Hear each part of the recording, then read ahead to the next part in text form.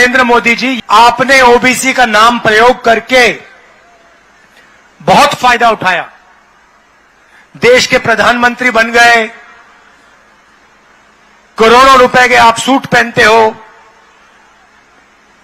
24 घंटा हवाई जहाज में उड़ते हो, आप ओबीसी की बात करते हो, दलितों की बात करते हो, आदिवासियों की बात करते हो। मोदी जी, आप डरिए मत। आप एक काम कीजिए, जाति जनगणना के बारे में देश को बता दीजिए।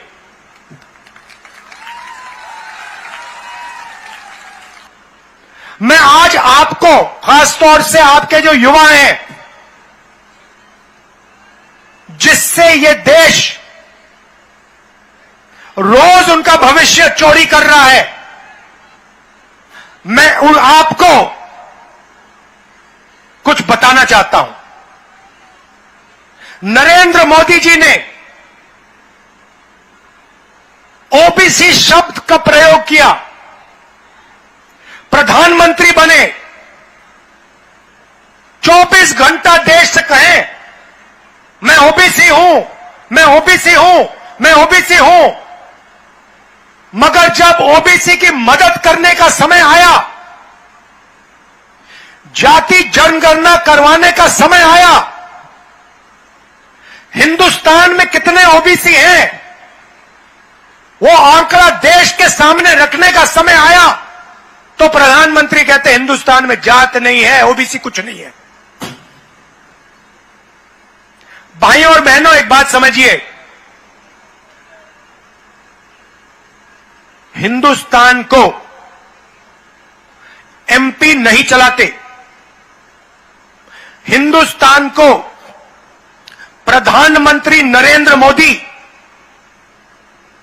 90 अफसरों के साथ मिलकर चलाते हैं। आपने ताली बजाई, मतलब आप गहराई समझ गए बात की।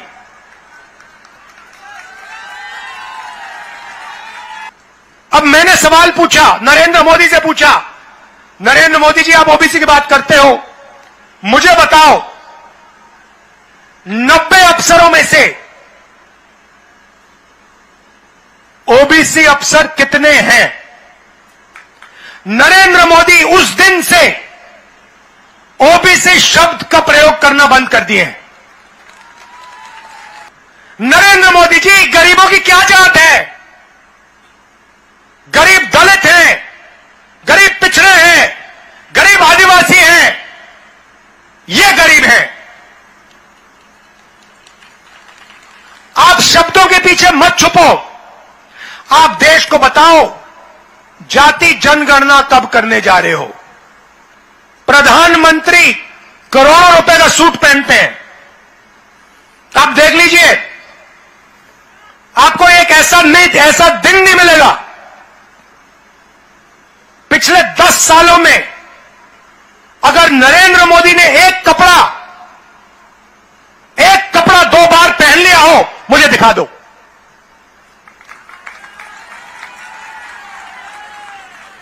नरेंद्र मोदी अपने आप को ओबीसी कहते हैं, 10 साल में उन्होंने एक कपड़ा 2 बार नहीं पहना। आप में से कोई एक व्यक्ति है जिसने 10 साल हर रोज अपना कपड़ा बदला हो? एक व्यक्ति है यहां पे? एक नहीं है। भाइयों और बहनों, नरेंद्र मोदी और 90 लोग इस देश को चलाते हैं। बजट का हर एक रुपया, हर एक पैसा नरेंद्र मोदी और ये 90 लोग डिसाइड करते हैं। अब राहुल गांधी पूछ रहा है 90 लोगों में से ओबीसी कितने, दलित कितने, आदिवासी कितने? भाइयों और बहनों, 90 में से 3 ओबीसी,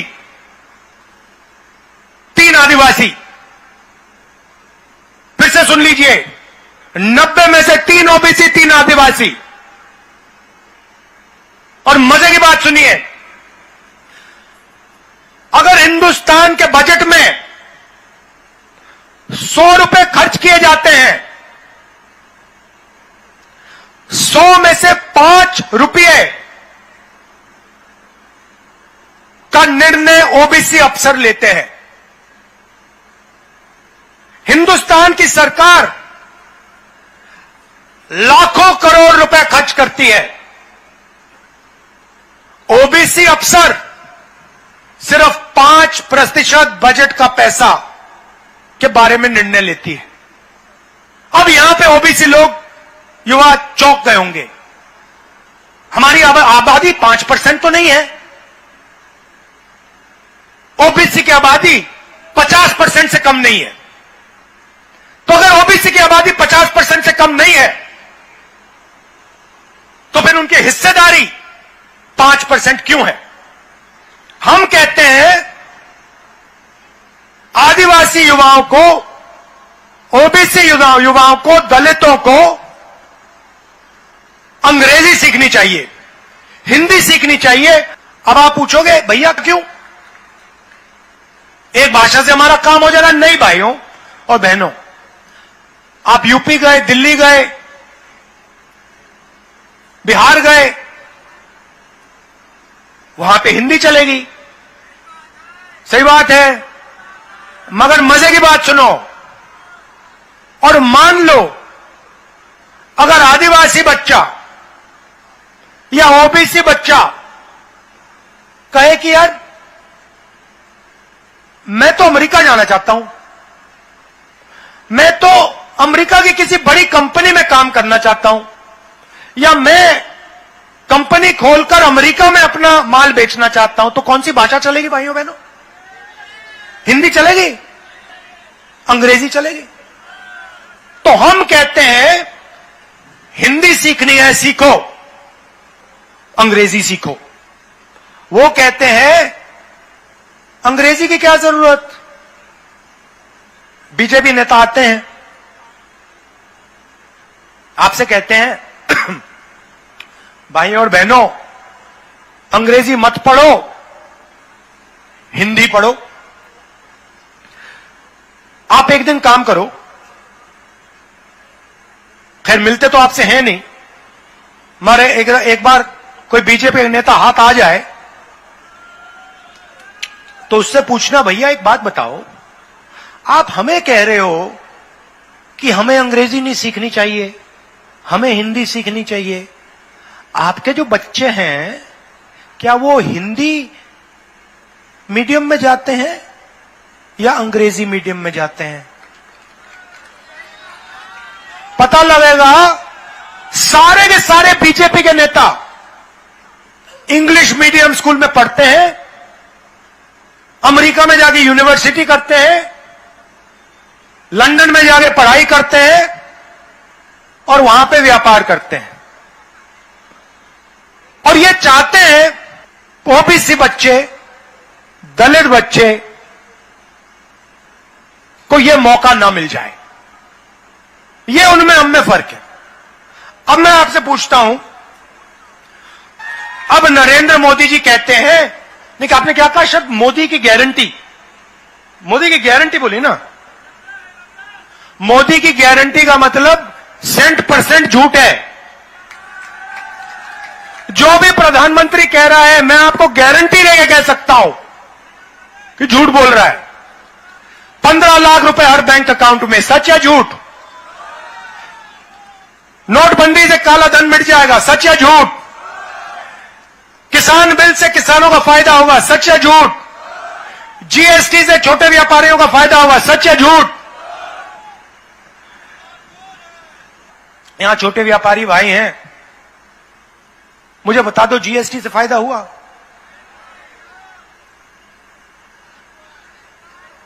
नहीं हुआ। किसका हुआ फायदा? अदानी का। अदानी का फायदा हुआ। भाइयों और बहनों, गुजरात में अदानी को जितनी भी जमीन चाहिए, जितनी भी जमीन, लाखों एकड़ जमीन चाहिए, लाखों एकड़ लो, कोई ग्राम सभा से पूछने की जरूरत नहीं। वहां पे उन्होंने मूर्ति बनाई, बिना कोई कॉम्पनसेशन, बिना कुछ पूछे जमीन उठा के ले गए, अदानी जी को पकड़ा दी, स्टैचू बनाने में लगा दी। स्टैचू बनाओ, जरूर बनाओ, मगर जो आदिवासियों का हक है, जो उनकी जमीन है, उसका कॉम्पेंसेशन उनको दो, उनसे पूछ के जमीन लो। यह उनकी सोच में, हमारी सोच में फर्क है। धन्यवाद। जय हिंद।